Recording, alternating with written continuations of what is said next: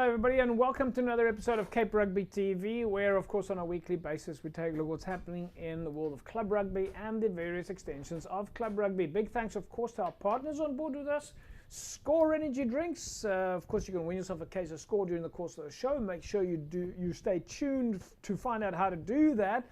And of course MChem 24-hour pharmacy on the corner of N1 and Durban Road.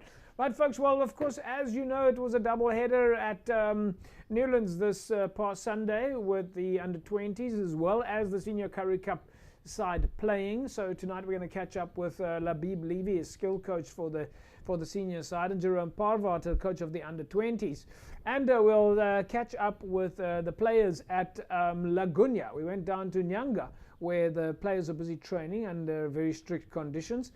And then we'll show you a rerun of the interview that we did with at Noordlikes with their women's training squad, where Lillian Fredericks is coaching the young girls there. There's of course big drive at Western Province to grow women's rugby, and you'll find this clip absolutely inspirational.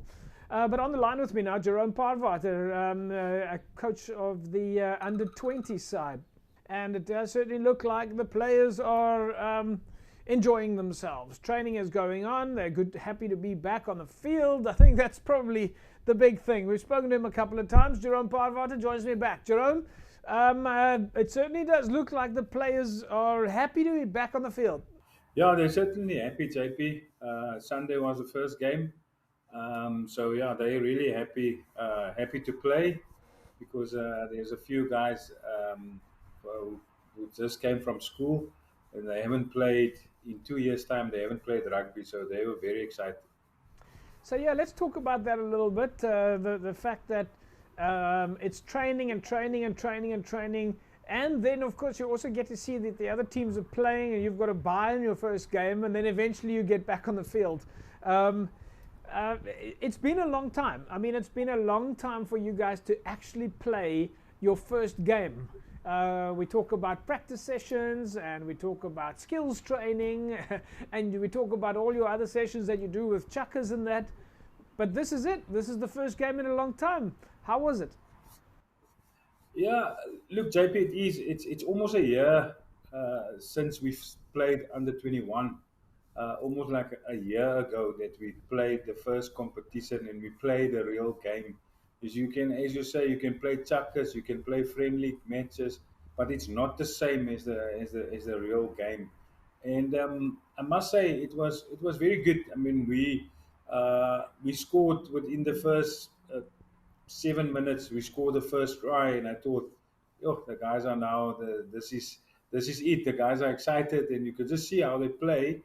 But I must say the Leopards also, but they have a bit of an advantage because it was their second game and it was our first game. So yeah, but the guys were really excited just to be on the field and at Newlands and to play.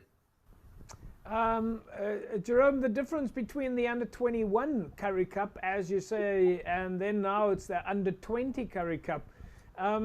Is it a big difference? There's a huge difference, JP. In this young guy's life, a year make a very, very big difference.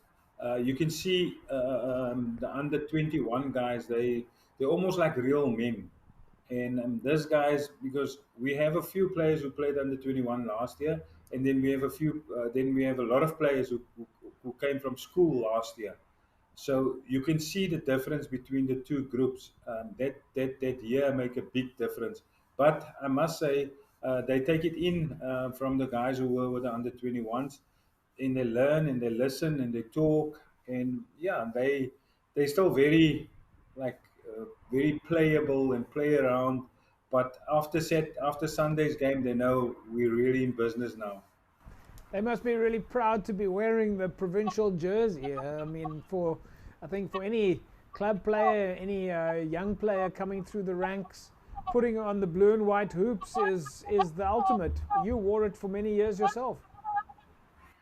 Yeah, JP, I told the guys Sunday before the game, they're actually fortunate to wear the jersey and also fortunate to still be able to play at Newlands because Newlands was supposed to be down and we were not supposed to play there. And I told him, like, we must almost be like Newlands. It's going to take a lot to get us down. So it's going to take a lot to get Newlands down. So we must use that. And Jerome, for the players, I mean, obviously they'll play through the ranks. You'll play through the competition now. In fact, before I ask you about anything in terms of SA Rugby's next step, it's now 2 weeks. I mean, you only play again now next week in Port Elizabeth, or at least not Port Elizabeth, in Gabera against Eastern Cape. So it's a 2 week break now.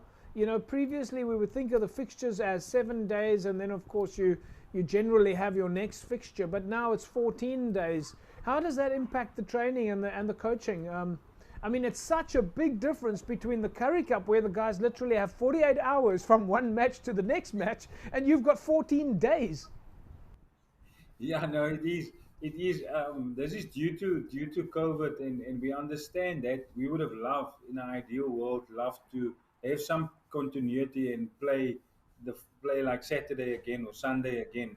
But unfortunately, it's the times that we live in, Yeah. and we just have to adapt according to that. And it also gives us a little bit time if there's guys who are struggling with niggles, like we had about 6, 7 guys out who didn't play Saturday, which give us a Sunday, sorry, which give us a little bit time for them to get ready. And if a player get tested positive, it also give you that extra 10 days maybe for the guy to come back. So I think that's the thinking behind this with SA Rugby.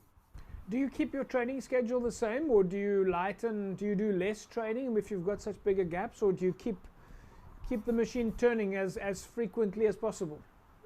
One good thing about this being off, JP, and the players understand it. Our off week is actually our tough week. When we in competition, it's basically focus on structures and gameplays and work out the defense. So yeah, this give us a lot of time to really work hard and to push the guys into they can still gym hard, and they can run hard, and with the conditioning coach. So it gives us that extra time because we didn't have a lot of really a lot of time with the players. So we actually prefer a bit of off time also, so that we can correct what we've done wrong the previous game. So it gives us time to really work hard. Now, what comes next after the? I mean, since the change, of course, it was the, as you mentioned, you know, previously the under 21s SA or Currie Cup or SA Cup. Now it's the under 20 SA Cup. What comes next after this? After this competition of the sort of interprovincials, if you want to call it that, being the Currie Cup, is it, where do the players go to next? So we obviously will give the guys off. The final is the end of October, so we'll give the guys a little bit of off time. But next year, SA Rugby didn't confirm 100%, but next year, January, end of January, the under 20 competition will start again, and then after the under 20 competition, the under 21 competition will start. Right. So So that's basically how it's going to under be next year. 26. So we go from under 21s to under 20s, back to under 21s. But I think the part that I'm sort of aiming at is, if we look at our women's team structure that played in the Premier League now, they, of course, a lot of them knew that they were up for selection for the national side. Are your players, do they have to treat things in the same way, that if they play well here, they are on the radar for national selection, or does that only come later? That's exactly, JP. We had a meeting with Bafana, the coach of the SA Under 20 team, last week, and they plan to have a camp after our game against the Bulls. Then there's a break again. So in that break time, they already identified some players and also watching these games.